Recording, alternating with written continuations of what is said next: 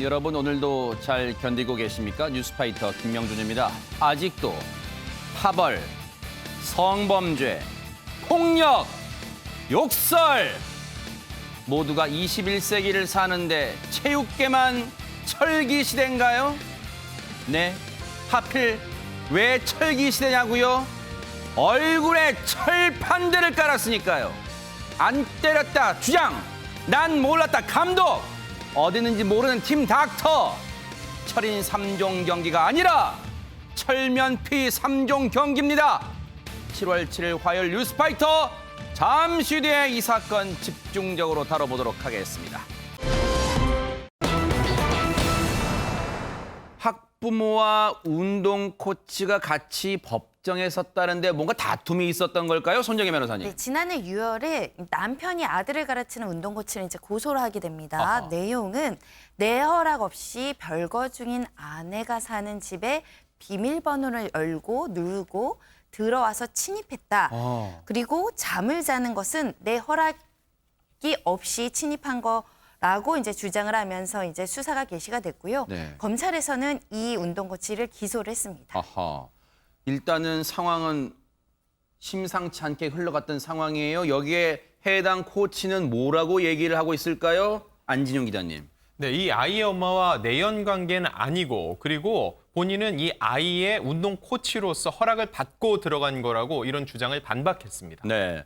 그런데 두 사람이 혹시 심상치 않은 관계라는 걸 혹시 뭐 주변에서 증언해주거나 증명해줄 뭐 그런 게 나왔을까요? 장혜찬 평론가님. 다름 아니라 자녀들이 바로 증언을 했습니다. 아하. 해외에 전지훈련을 하러 가기도 했는데 그 전지훈련을 떠난 해외 장소에서 운동 코치와 엄마가 같은 방을 쓰는 것을 봤다고 아이들이 증언을 해버린 거죠. 그렇게 되면 내연 관계가 아니고 운동 코치이기 때문에 허락받고 집에 들어갔다니 코치의 주장은 거짓이 될 수밖에 없는 것이라서요. 두 사람이 내연 관계라는 게 아이들의 눈을 통해서 밝혀진 겁니다. 일단 아이들이 이 사실을 알았다는 게 충격이 컸을 것 같습니다. 그럼요. 아이들 입장에 충격이 크죠. 어쨌든 별거 상태라 하더라도 자기의 아버지가 있고 어머니가 있는 거 아니에요. 그런데 아이들한테 이걸 잘 설명하고 예컨대 뭐 부부관계를 정리하고 새로운 어떤 재혼을 했다면 또 문제가 다르지만 아버지하고 정리가 안 된 상태고 별거 상태에서 다른 남성과 함께 집 방을 쓰는 모습을 어린아이들이 봤을 때 네. 말은 안 하지만 그 마음속에 얼마나 큰 상처가 되겠습니까? 엄마에 대한 실망감도 있을 거고요. 네. 아빠에 대한 미안함도 분명히 생겼을 거라고 저는 네. 생각을 해요. 그런 상황이라고 하면 이 엄마의 행동은 참 잘못됐어요. 아이들한테 정말 필요하다면 설명하고 왜 이렇게 해야 되는지에 대해서 납득하도록 설명하고 이해를 구한 다음 이런 행동을 했어야죠. 그리고 네. 정말 그렇다고 하면 정말 100번 양보해서 밖에 나가서 그렇게 했다 하면 또 문제가 다르지만 네. 집안까지 끌어들여가지고 같이 아이들이 있는 데서 이런 행동을 보였다고 하는 것은 아이들한테 씻을 수 없는 많은 마음의 상처를 줬을 거라 이런 생각이 듭니다. 결국 재판까지 가게 됐는데 재판 과정에서 이 코치는 뭐라고 얘기를 했을까요? 손정혜 변호사님. 남편은 나가 살고 아내 혼자서 이제 거주하는 집이었기 때문에 아내 허락을 받았는데 왜 침입이냐? 나는 허락을 받았다라고 주장을 했고요. 실제로 남편이 먼저를 외도해서 별거 중일 뿐만 아니라 이 부부가 이혼 조정 신청 단계에 있었기 때문에 나는 주거 침입죄를 저지르지 않았다 이렇게 주장을 했습니다. 이에 대해 재판부는 어떤 판단을 내렸을까요? 이인철 변호사님. 재판부는 주거 침입죄가 맞다고 해서 이제 유죄 판결 내렸는데 근데 좀 약간 이상하지 않아요? 주거 침입이라는 건요. 주거권자의 사실상의 평온을 침해했을 때 이제 성립하는 범죄거든요. 근데 이 집에는 지금 아내만 있는데 아내의 동의를 받고 들어갔다. 언뜻 보면 주거 침입죄가 아닐 것 같잖아요. 근데 주거 침입죄가 되는 이유가 있습니다. 그건 뭘까요? 뭐냐면 이 집은 아내의 단독 주거권이라 남편과 공동 주거권이기 때문이에요. 자, 그래서 남편이 명시적으로는 당연히 허락 안 했지만 묵시적으로도 허락할 가능성이 없잖아요. 그렇기 때문에 법원에서 인정한 거고 실제로 대법원 판례도 있습니다. 예전에 네. 유사한 판례가 있었는데 그때도 이 남편의 묵시적인 동의권을 인정할 수 없다. 주거 침입죄가 맞다. 그런 확고한 대법원 판례가 있기 때문에 이번에 이런 판례가 나온 것입니다. 네.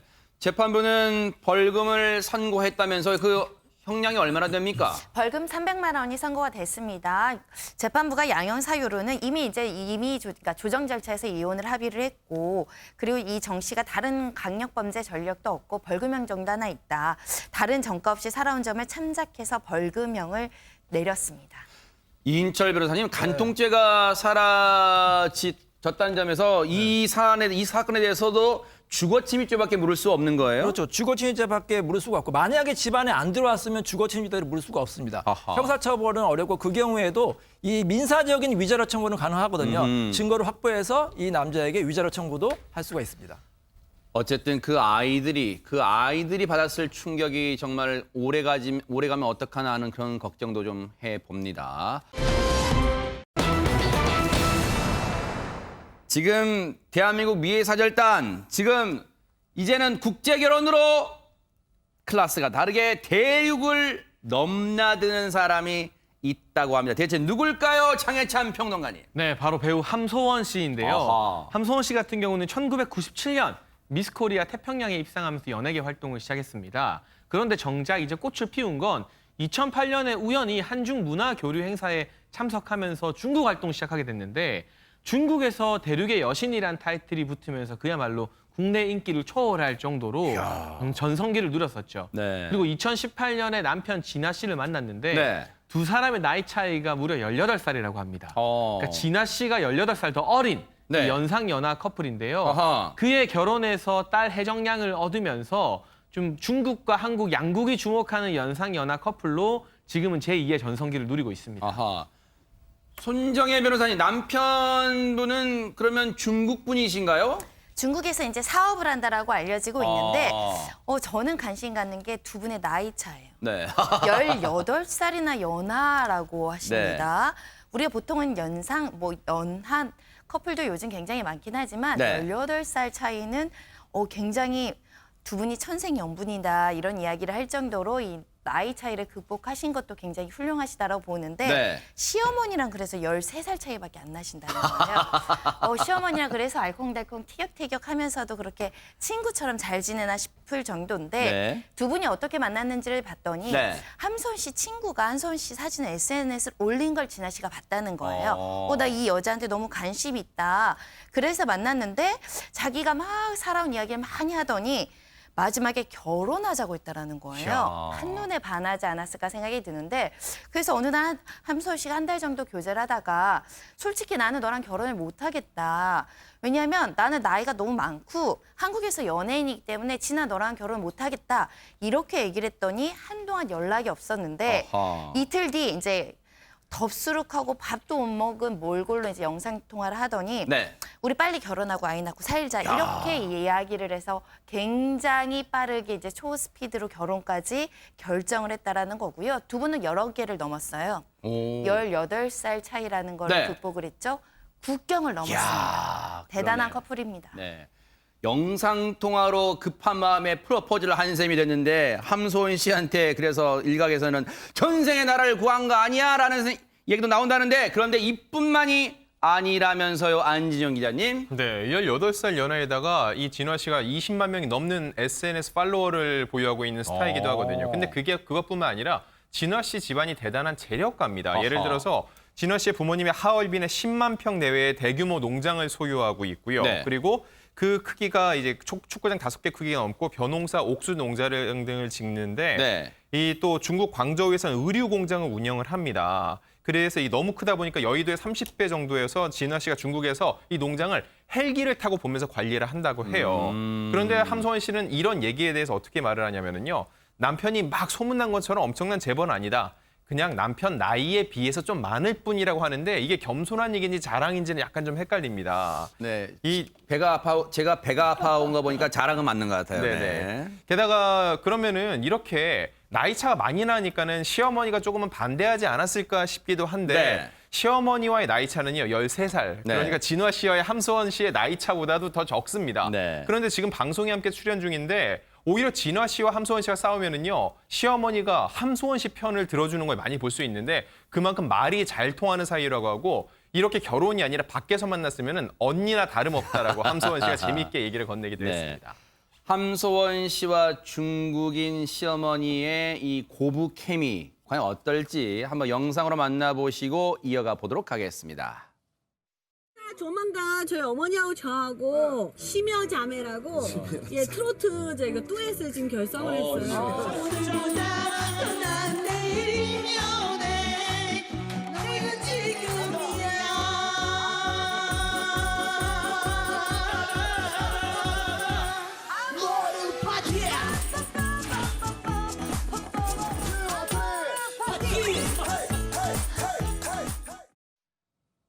나이 차이가 시어머니랑 13살밖에 안 나서 그럴까요? 이인철 변호사님, 네. 진짜 그냥 친자매 같다는 생각도 듭니다. 그렇죠. 네. 근데 이런 부부도 부부싸움을 하는 걸 같아요. 그래요? 제가 영상에서도 많이 네. 봤거든요.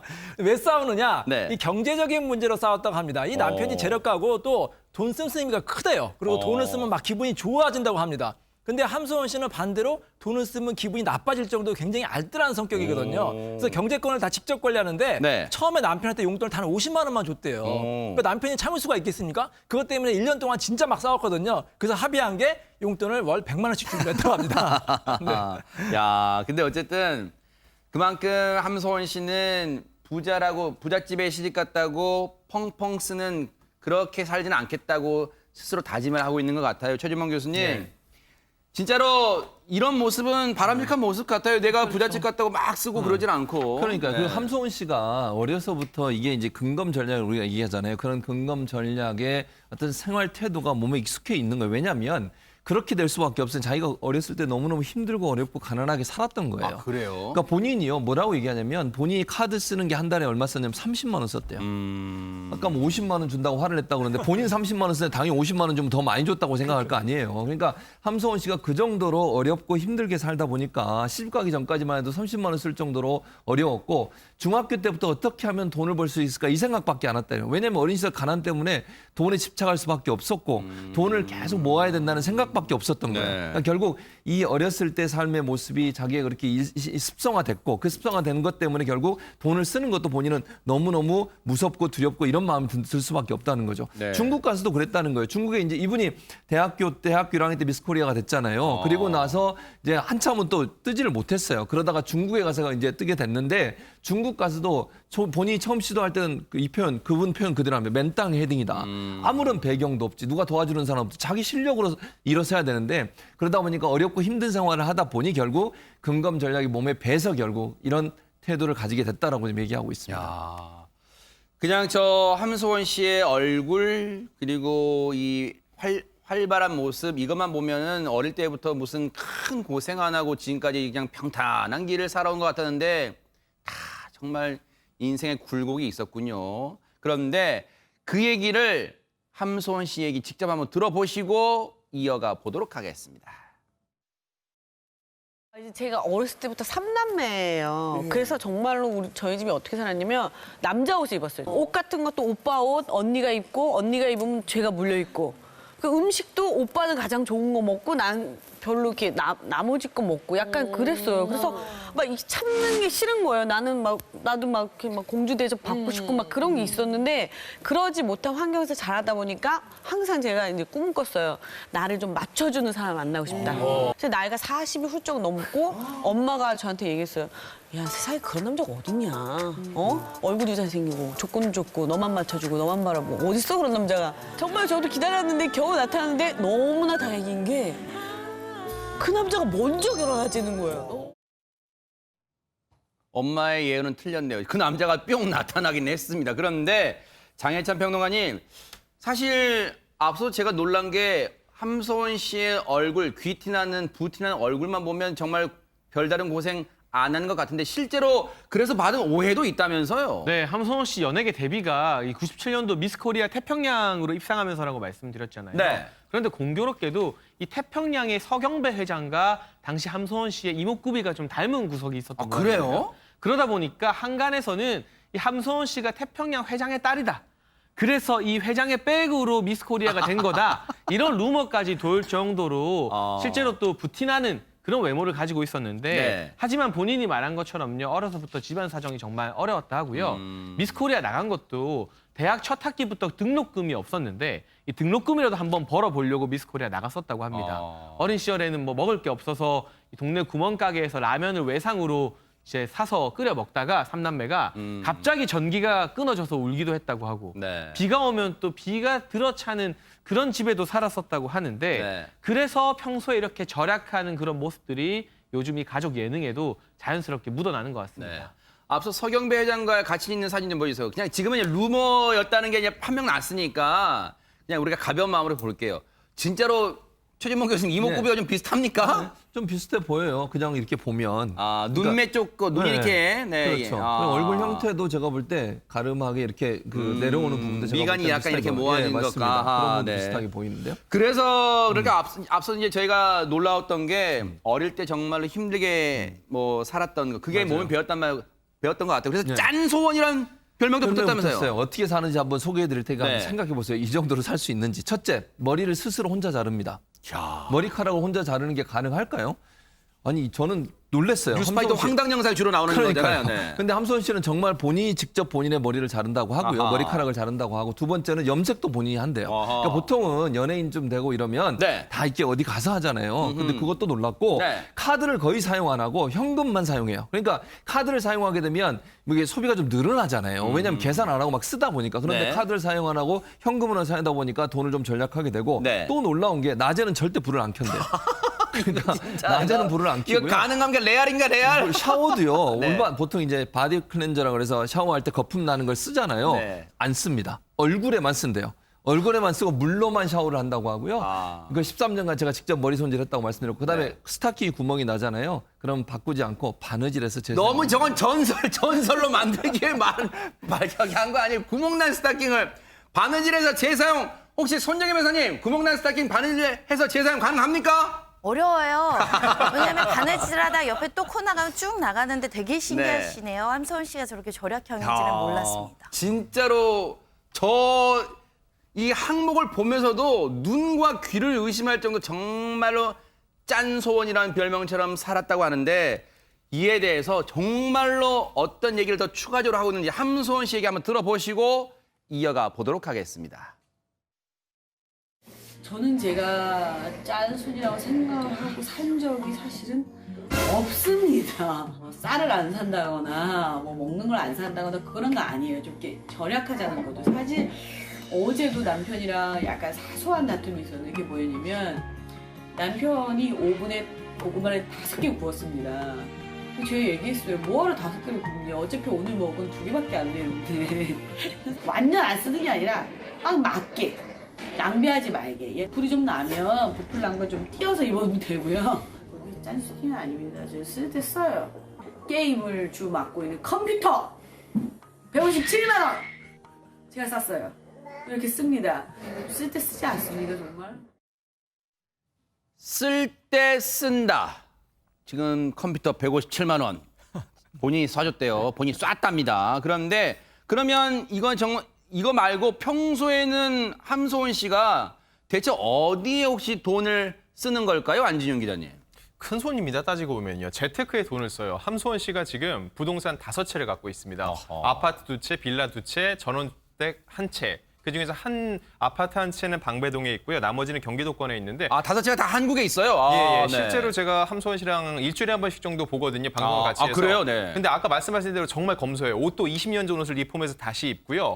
그리고 매주 만나는데 커피 한 잔은 산 적 없는 짠순이가 맞는데 대신 부동산 정보를 많이 줍니다. 발품을 팔면서 많이 다니면서 오, 본인이 그거 짭짤한데요? 부동산 네. 재테크를 하기 때문에 그런 정보를 많이 주는 편이고요. 네. 왜 그렇게 됐냐면요. 함소원 씨가 어릴 적 굉장히 힘들게 살았었기 때문에 미스 코리아 출신으로 활동할 때부터 돈 모으는 재미로 살았다는 거예요. 그리고 10년 만에 재기를 했거든요. 근데 본인이 굉장히 현실적으로 얘기를 합니다. 네. 언제까지 이게 갈지 모르겠다. 내년 여름 정도까지 갈 수 있을 것 같다라고 얘기를 하는데 그 사이에 또 바짝 열심히 벌고 열심히 활동하겠다는 게 이 함소원 씨의 모토입니다. 야, 부동산 정보, 이 쏠쏠한 부동산 정보를 또 전해주신다고 근데 합니다. 한소원이 네네. 빨리 부동산 팔아야 될 것 같은데. 왜요? 다주택자 지금 세금 강화한다고 정부가 하잖아요. 세금을 낸다는 세금 거? 많이 경제적인 생각이 있으면은 아, 이것도 좋은 정보입니다.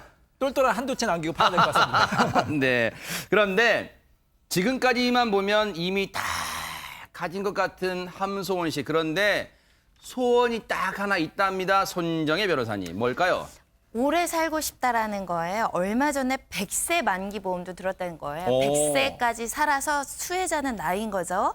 내가 그 보험금을 탈 수 있을 정도로 건강 관리하겠다는 건데요. 첫 번째, 내가 제일 잘한 일은 딸을 낳은 건데 좀 늦은 나이에 낳았다라고 생각하니까 오래오래 살아야겠다라는 거고요. 네. 만약에 내가 일찍 죽으면 18살이나 어린 남편이 재혼을 할 수도 있는데 재혼한 와이프가 내 딸을 잘해주겠느냐며 100세까지 꼭 사셨으면 좋겠습니다. 아, 이건 진짜 현실적인 고민인 것 같습니다. 그런데 진짜로 보세요. 18살 연하의 남편과 사는 어떤 아내의 현실적 고민. 100세 만기 보험도 들었고요. 그리고 딸 낳은 게 제일 잘한 거다. 그런 생각도 들어요. 그런데 안지훈 기자님, 뭐 이 며느리의 어떤 며느리분과 이 시어머니의 어떤 케미도 아까 봤습니다만 이 앞으로도 잘 사는 모습도 우리가 볼 수 있기를 기대를 해보도록 하겠습니다. 안지훈 기자님에 대한 질문은 제가 나가서 꼭 드려볼게요. 자, 뉴스파이터 마무리해보겠습니다. 앞서 재벌가 며느리 보면서요. 나도 재벌의 시집 갔으면 하는 분 계신가요? 부모님은 이렇게 생각하실걸요. 재벌은 모르겠고 제발 좀 갔으면. 네. 꼭 재벌이 아니어도 행복할 수 있습니다. 7월 7일 화요일 뉴스파이터 여기서 마치도록 하겠습니다. 함께해 주신 여러분 고맙습니다.